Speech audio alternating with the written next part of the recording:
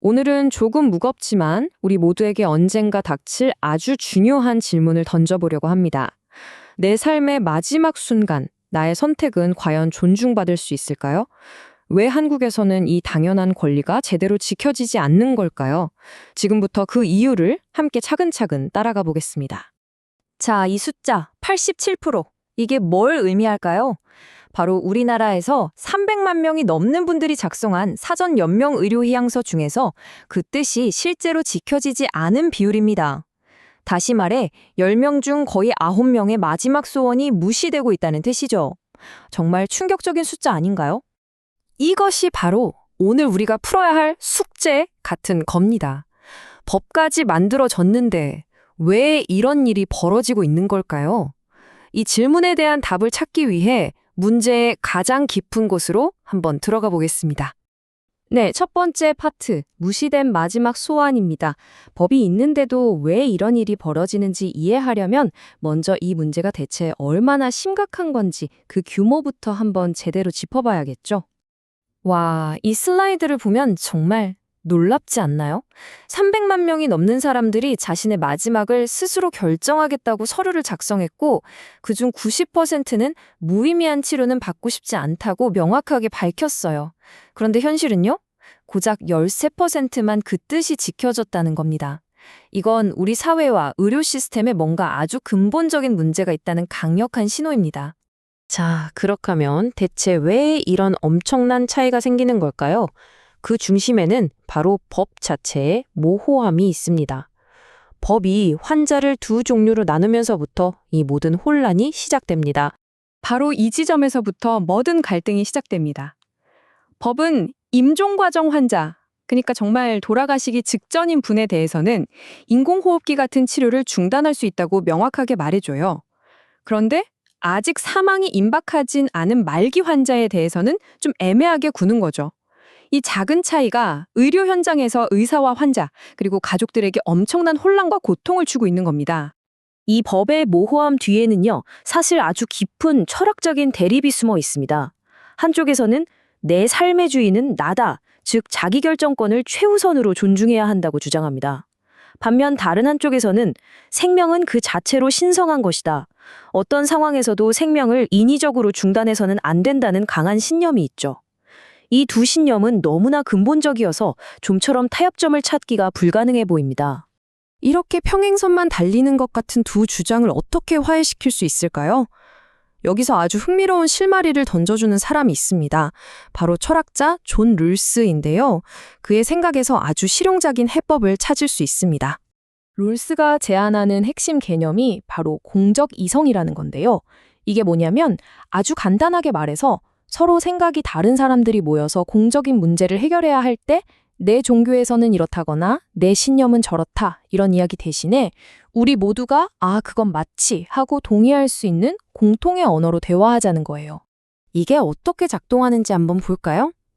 먼저 서로의 입장을 테이블 위에 딱 올려놓는 거죠. 그리고 그 안에서 혹시 공통점이 없나 샅샅이 뒤져보는 겁니다.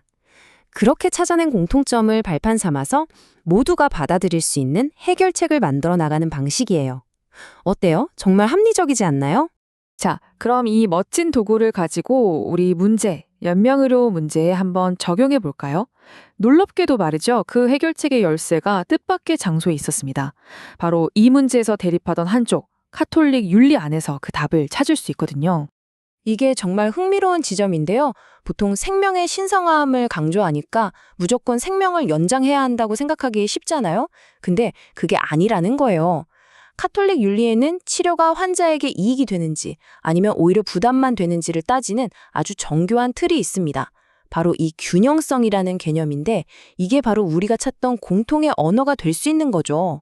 균형적 치료는 말 그대로 이익이 부담보다 크니까 당연히 제공해야 하는 치료고요. 반대로 불균형적 치료는 치료로 얻는 것보다 환자가 겪는 고통이 더 크다고 보는 거예요. 그래서 중단할 수 있다는 거죠. 이건 무조건 살려라가 아니라 환자를 불필요하게 고통스럽게 하지 말아라는 훨씬 더 인간적인 접근법인 셈입니다. 자, 이 표가 바로 그 균형성이라는 공통의 언어로 만든 새로운 가이드라인입니다. 한번 보시죠. 죽음이 임박한 임종 과정 환자에게 인공호흡기 같은 특수치료는 기본적으로 불균형적이라고 보는 겁니다. 부담이 더 크다고 보는 거죠. 반면에 아직 회복 가능성은 없지만 시간이 좀 남은 말기 환자에게는 일단 균형적이라고 보고요. 이렇게 의료진이 따를 수 있는 명확한 기준이 생기는 겁니다. 자, 그럼 여기서 환자의 선택권, 즉 자기결정권은 어디로 갔을까요? 바로 이 부분이 이 해법의 가장 빛나는 지점입니다. 원칙적으로는 균형적인 치료라고 해도 환자 본인이 깊은 고민 끝에 나는 이 치료를 원하지 않는다고 결정하면 그 순간 그 치료는 그 환자 개인에게는 불균형적인 것이 된다는 겁니다. 와, 이렇게 환자의 자율성과 생명 존중, 이 두 가치가 완벽하게 조화를 이루게 되는 거죠. 에이, 이거 그냥 그럴듯한 이론 아니냐고요? 천만에요. 이 해법이 이미 현실에서 어떻게 작동하고 있는지 우리가 존경하는 두 분의 사례를 통해 직접 확인해 보겠습니다. 이 말 한마디에 모든 것이 담겨 있습니다. 한국 카톨릭계를 이끌었던 두 추기경님께서 삶의 마지막에 내린 결정인데요. 놀랍게도 이분들의 선택이 우리가 방금 이야기한 그 새로운 틀과 정확하게 맞아떨어집니다. 고 김수환 추기경님은 폐렴으로 입원하셨지만 인공호흡기를 거부하셨어요. 그리고 최소한의 치료만 받으셨죠. 교회는 이 모습을 품위 있는 죽음이라고 불렀습니다. 또 고 정진석 추기경님은 아예 연명의료 거부 의향서를 미리 작성해 두셨고 실제로 수술이 필요한 상황에서도 본인의 뜻에 따라 자연스러운 죽음을 택하셨습니다. 두 분 모두 의학적으로는 효과가 있을 수 있는 치료, 즉 균형적일 수 있는 치료를 스스로의 결정으로 거부하신 겁니다.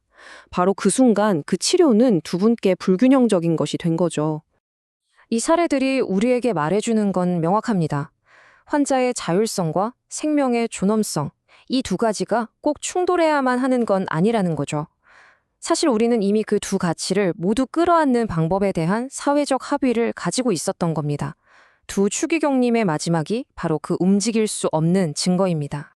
이렇게 가장 날카롭게 대립하는 삶과 죽음의 문제에서도 서로의 깊은 신념 안에서 공통의 언어를 찾아내서 해결의 실마리를 잡을 수 있었습니다. 그렇다면 한번 생각해보죠.